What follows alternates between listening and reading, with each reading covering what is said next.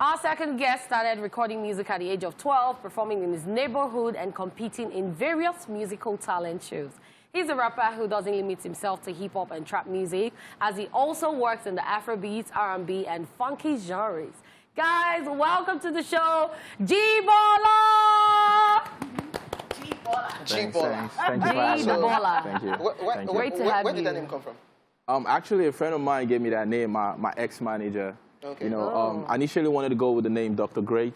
Okay. Yeah, because I kind of like, you know, I studied pharmacy, so like I was kind of like in the medicine world, so like I wanted to go with that just to represent.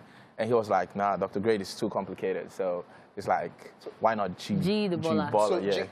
G is from where? Great. Great. Your name is Great. Yeah, my real name is Great. Okay, so it doesn't have anything to do with G-Bola. Like the Nah, G. nah. Most people think it's like I'm a Yoruba. Yeah, I get that a lot, but it's still cool. I like that. Where are you from? I'm from Edo State initially, yeah. Interesting. Originally, Edo State. Yeah. Where are you based? I'm based in Moscow, Russia. Yeah. What's happening there? How is it going over there? What's happening there? What's happening going? Right, that's the question everybody, like, when everybody find out I'm from Russia, like, oh, what's happening there? I heard you guys are bombing Ukraine, like, all this stuff. Like, I don't deal, man. You know. Why are you in Russia? Why did you go to Russia? Okay, actually, I wanted to study for my master's. Okay. Yeah. I had a scholarship, so I wanted to study. And after studying my master's, like, while I was studying, I started doing my music professionally over there. And it just picked up, like, okay. you know, it started growing. I started getting audience. Okay. And I was like, so after my master's, I was like, I should just, you know, just work it, you know. So I got a deal. I got a record label over there, a Russian-based record label, one of the top record label. They signed me for like 3 years. Oh. So yeah, I dropped my album. The first month, it did like 25 million streams. Wow. Ooh. Yeah, because like the Russians, they're beginning to like, you know, open up to like hip hop and Afrobeat, and like I was the first African to like, you know, break out like that. So it became so huge. I started having shows, and you know, I wasn't thinking about coming back to Nigeria for a while. So why are you back now? Why are you in Nigeria? Why are you back? What? Why are you around? Nah, I'm back in Nigeria because like I feel like Is it the war? No, it's not the war at all. I'm going back actually. I'm going back in 2 weeks. Like it's not really about the war, because like, you know, the war, I'm not here to like promote the war or anything, but the war is two-faced, you know what I mean? Like the media, like what's in the media is kind of like different from what's really going on out there, you know what I mean? Yeah, it's really, because like, I don't want to really get into politics, but if you permit me to say, like, you know, like it's, you know, the media is kind of like, it's tricky what you see there, you know what I mean? Because like, I don't know, I just don't want to get deep into it, but you know what I mean? So let's talk about what brought you to Lagos, Yeah, what brought you to Nigeria. Actually, what brought me here is like, I'm starting my record label, so that's why the reason I came back home. And you know, I miss Lagos, man, I miss Nigeria, you know what I mean? Like, last time I came, I've been away for like 4 to 5 years, and last time I came, I only spent like 10 days. So I didn't really get time to like enjoy the food as much as I wanted to, like meet my people. So you know, yeah, and part of the reason was because I'm starting my label. So I came to like register, do the paperwork and all that, and you know, build some connects, and yeah, just to do some work. Okay, so I see that you. I don't even know which one to talk about first. I see that you have a foundation, and it's called Emmanuel's Foundation. Yeah. I really want to know, who is Emmanuel? Is that your name? Is it a family member's name? Why did you start this foundation? What's this? Because I see that you said that you want to get children back in school at the end of the year. Yeah. What is this all about? You're saying that this will be from the proceeds of your mixtape. Yes. So tell us about Actually, this. Emmanuel Foundation, actually my dad's name is Emmanuel.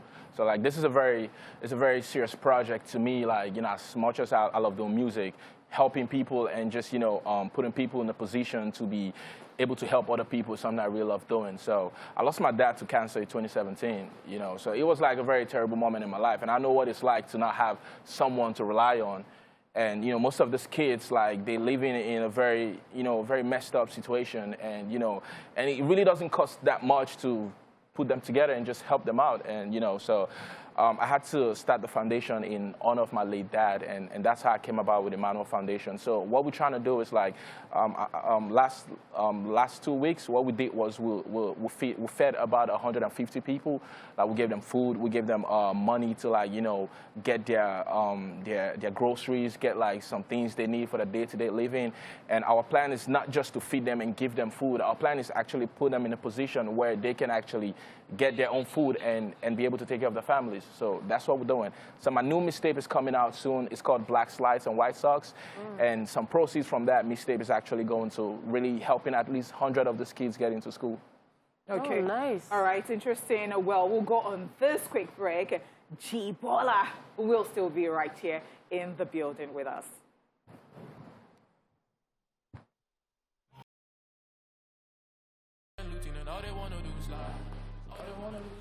Ooh. Yes, sir. Representing 234 all the way right there in Russia, we have G Bola Yes, in sir. the building. So, do you speak Russian? Yeah, I do.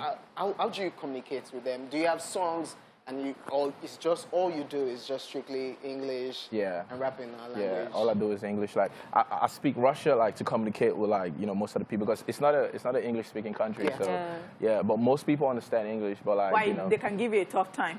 Yeah. Because they would not speak English to you, even when they understand they're very English. That strict is what with they that. do. Yeah, they're very strict with that. Even Yeah. if they know, they'll be like, hey, Yes. you're in my country, Yes. you should. Different language. Yeah, Yes. yeah, like, and also it's a form of respect, actually, when you see like a foreigner in Nigeria speaking Pidgin or speaking some of our local language, you get to understand that this person actually, respects your Very culture. true. Yeah. All right, so before we went on the break, you were talking about the fact that your music was accepted, but we've seen many Nigerian artists say that when they go to other countries, especially Ukraine, Russia, it takes a long time before they establish themselves as artists and before the music is accepted. Was that the same for you? Yeah, it was actually. Not just, even apart from the fact that establishing yourself as an artist, just to leave your country and go to another country, just as a human, is one of the toughest part of life, like you're leaving everything all your families, everything you're used to, and you're getting into a whole new territory. Like my first year in Russia was crazy. Like it was so,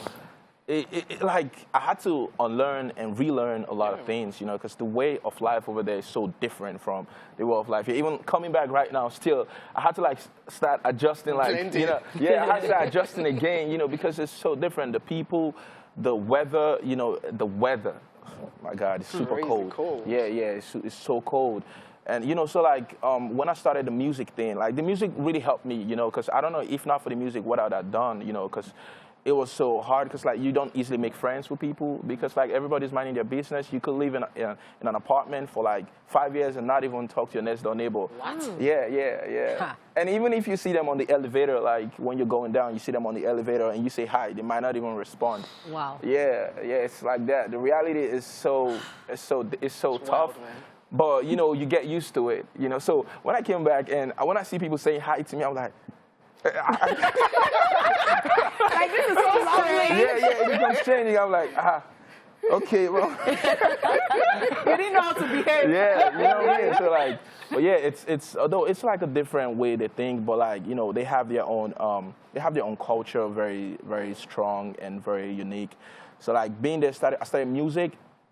And like, it didn't really get the perception I needed, but like, I knew like, this is what I wanted to do. And I knew that I had a space to fill, because there's no English speaking artists over there. Most of the English speaking artists, they're not really doing it like I'm doing it. You know what I mean? Okay. So like, Bracket right. Yeah, you know what I mean? Like, so I see that. So I was like, okay, I just needed to work. I need to put in the work. So I was working hard on it, and then boom, it started picking up. My first single that really went out was The Man. I featured like a Russian-speaking artist on it. Yeah, and that gave me some, that made me feel like, okay, there's something there. So after that, I started pushing, and then I met with like the biggest artist in Russia. His name is Kryptonite. Big shout out to Kryptonite, man. That's my brother. So yeah, he's like the Drake of Russia and Ukraine and Poland and all that region. Nice. Yeah, he's like, Apple Music gave him an award with The Weeknd last year, and Wizkid. Yeah. That's right. Yeah, he's super big. Like, he's like the big. So like, I just met him playing basketball. Yeah, we just started playing basketball, and I met him. I didn't even tell him about my music or anything. And then his manager just wrote me the next day. I don't even know how he got my number. Wrote me like, yo, we checked out your stuff. It's really nice. Let's meet. Like, want to work with you. So and that was it. The word. Yeah, that was it. We dropped an album, The Genetic Code.